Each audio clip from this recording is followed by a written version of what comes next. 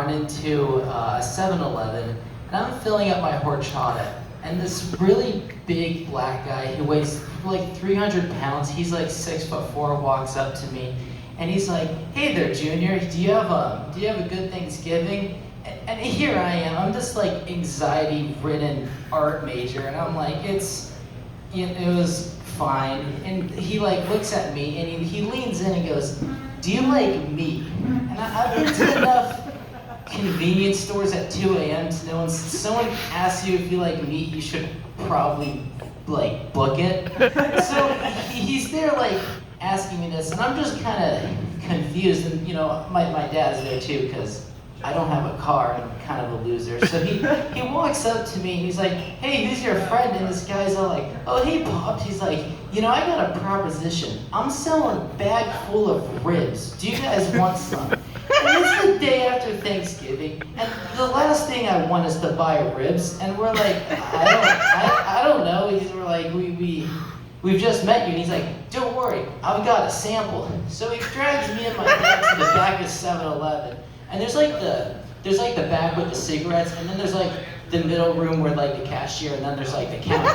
So he walks behind there, and he doesn't work at 7-Eleven, but he pulls out a bag full of ribs that aren't covered, and he grabs these two homeless guys who are there. He's like, "Hey, we're serving ribs, so like let's all eat it." So we're in the corner of this 7-Eleven eating ribs from a bag on the floor, and they're really, really good. So we're like, "Well, this is fucking rad. We want some ribs." And there's an ATM, and he's like, "Hey, it's $30 for 2 racks." So my dad leaves, and Michael leaves, and then my dad's getting money. So I'm just there with these two homeless men eating ribs.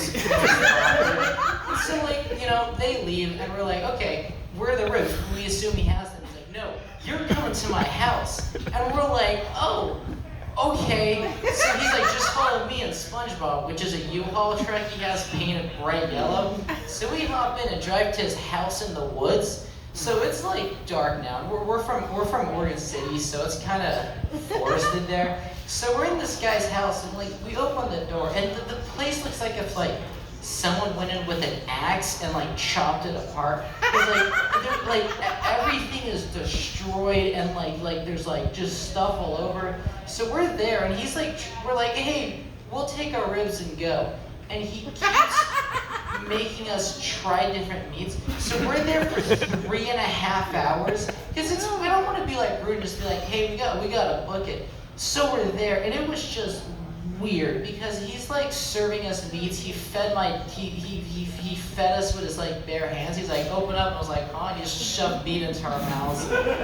Which, you know, cleanliness did not look like it was a priority in that kitchen, so that didn't make me feel too good.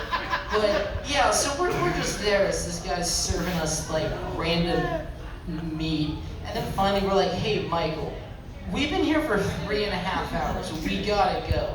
So we leave, and then we start talking to him again because he won't let us leave. So we stay there another hour outside.